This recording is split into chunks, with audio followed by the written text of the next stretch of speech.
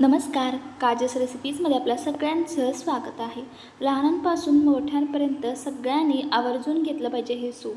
लहान मुलांच्या वाढत्या वयासाठी हे खूप उपयुक्त आहे आणि जरी तुमचे सांधे दुखत असतील, हाडं दुखत असतील ना, तर तुम्ही हे आवर्जून घेतलं पाहिजे.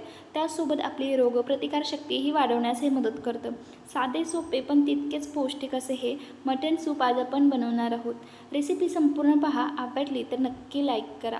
चला तर मग वेळ न घालवता आपल्या या छानशा रेसिपीला सुरुवात करूयात. सगळ्यात पहिले आपण एक वाटण तयार करून घेणार आहोत. यासाठी मिक्सरच्या भांड्यात आपल्याला 2 चमचे खिसलेलं खोबरं घ्यायचं आहे. त्याचसोबत अर्धा इंच आलं, 7 ते 8 लसणाच्या पाकळ्या आणि थोडीशी कोथिंबीर घ्यायची आहे. आणि याच्यामध्ये पाणी वगैरे काहीही न घालता आपल्याला हे मिक्सरला बारीक असं वाटून घ्यायचं आहे. इथे मी हे मिक्सर लावून बारीक असं वाटून घेतलेलं आहे. हे साईडला ठेवून देऊयात. त्यासोबत इथे मी पाव किलो मटण घेतलेलं आहे. मटण आपल्याला स्वच्छ धुवून घ्यायचं आहे आणि थोडीशी हळद आणि मीठ लावून आपल्याला हे 15 ते 20 मिनिटे ठेवून द्यायचं आहे. जर तुमच्याकडे वेळ नसेल तर नाही ठेवलं तरीही चालेल. आता आपण याला फोडणी देऊन घेऊयात. यासाठी गॅसवरती कुकर ठेवलेला आहे. कुकरमध्ये 1 चमचा तेल घातलेला आहे. तेल गरम झालेलं आहे. याच्यामध्ये आपण काही हे खडे मसाले घालणार आहोत. यामध्ये मी 1 दालचिनी घेतलेली आहे, 2 लवंगा घेतलेला आहे, 3 ते 4 काळी मिरी घ्यायची आहेत आपल्याला आणि 1 तेजपान घेतलेलं आहे आणि ते मधून तोडून घेतलेलं आहे. त्यासोबत 1 छोटा चमचा आपल्याला जिरे घालायचे आहेत आणि 1 मीडियम साईजचा बारीक चिरलेला कांदा इथे मी घालत आहे. आणि हे सगळं आता आपल्याला छान असं कांदा लालसर होईपर्यंत परतवून घ्यायचं आहे. जास्तही कांदा आपल्याला इथे परतवायचा नाही. कांदा करपू द्यायचा नाही.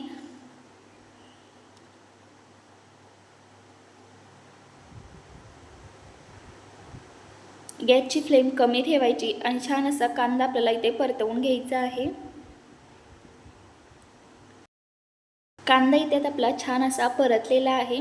याच्यामध्ये आता आपण जे वाटण बनवून ठेवलेलं आहे ना, ते घालायचं आहे आणि हे सुद्धा आपल्याला छान असं तेल सुटेपर्यंत व्यवस्थित परतवून घ्यायचं आहे. कमी गॅसवरती छान असं हे आता परतवून घ्यायचं आहे, करपू द्यायचं नाही. याच्यामध्ये आपल्याला जास्त मसाला घालायचा नाही.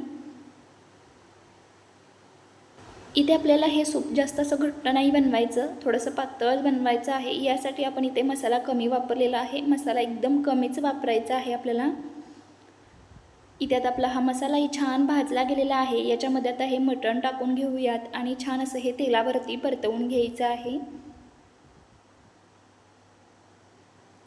3 ते 4 मिनटं छान असं तेलावरती हे मटण आपल्याला परतवून घ्यायचं आहे. म्हणजे जो मटणाचा एक उग्रवास होतो ना, तोही निघून जातो आणि मटणही छान आपलं शिजलंही जातं.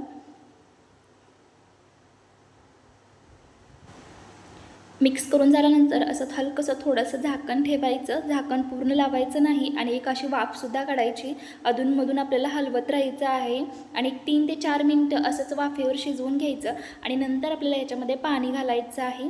एक छान असं 3 ते 4 मिनटं हे मी वाफेवर शिजवून घेतलेलं आहे, म्हणजे तेलावरती परतवून घेतलेलं आहे. हे व्यवस्थित आता परत एकदा मिक्स करून घेऊयात.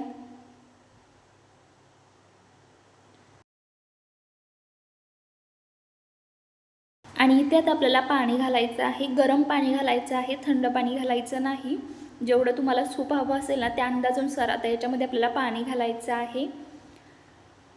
पण आधी व्यवस्थित 3 ते 4 मिनटं छान असं मटण तेलावरती परतवून घ्यायचं आणि नंतरच याच्यामध्ये गरम पाणी घालायचं आहे. इथे मी 2 ग्लास गरम पाणी घालत आहे. तुम्हाला जेवढं सूप हवं असेल ना, त्या अंदाजानुसार इथे पाणी घालून घ्या आणि व्यवस्थित असं हे आता आपल्याला मिक्स करून घ्यायचं आहे. तुम्हाला हवा असेल ना, तर थोडंसं तुम्ही ते गरम मसालासुद्धा घालू शकता.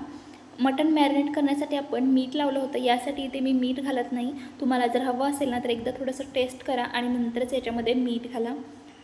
कुकरला आता झाकण लावायचं आहे आणि कमी गॅसवरती आपल्याला 4 ते 5 शिट्ट्या करून घ्यायच्या आहेत किंवा तुमच्या कुकरला जेवढ्या शिट्ट्या लागतात ना, त्या अंदाजानुसार तुम्ही कुकरच्या शिट्ट्या करून घेऊ शकता. मटण एकदम व्यवस्थित शिजलं गेलं पाहिजे आणि कुकर पूर्णपणे थंड झाल्यानंतरच आपल्याला ओपन करायचं आहे. इथे मी कुकरला शिट्ट्या करून घेतलेल्या आहेत आणि पूर्णपणे कुकर थंड झाल्यानंतरच इथे ओपन केलेलं आहे. तुम्ही बघू शकता मस्त असं आपलं हे सूप तयार झालेलं आहे आणि मटण ही व्यवस्थित शिजलेलं आहे. मस्त गरमागरम आपलं इथे मटण सूप तयार झालेलं आहे. जर तुम्हाला सर्दी खोकला असेल ना तर तुम्ही हे आवर्जून घेतलं पाहिजे. यामुळे तुम्हाला लगेचच आराम मिळेल. लहान मुलांसाठी मोठ्यांसाठी सगळ्यांसाठी हे सूप तुम्ही बनवू शकता. एकदम हेल्दी रेसिपी आहे. जर तुमच्या घरी कोणी जास्त दिवस आजारी असेल, त्यांना थकवा जाणवत असेल ना तर त्यांनाही तुम्ही हे आवर्जून सूप बनवून दिलं पाहिजे. एकदम सोपी आणि टेस्टी रेसिपी आहे. एकदा जरूर करून पहा. रेसिपी कशी वाटली हे कमेंटद्वारे नक्की कळवा. रेसिपी थोडी जरी आवडली असेल ना तर रेसिपीसाठी एक लाईक आणि ही रेसिपी सगळ्यांसोबत नक्की शेअर करा. आणि आपण आपल्या चॅनलवर नवीन असाल आणि चॅनलला अजूनही सबस्क्राईब केलं नसेल तर जरूर सबस्क्राईब करा. आणि आजचा व्हिडिओ पाहिल्याबद्दल धन्यवाद.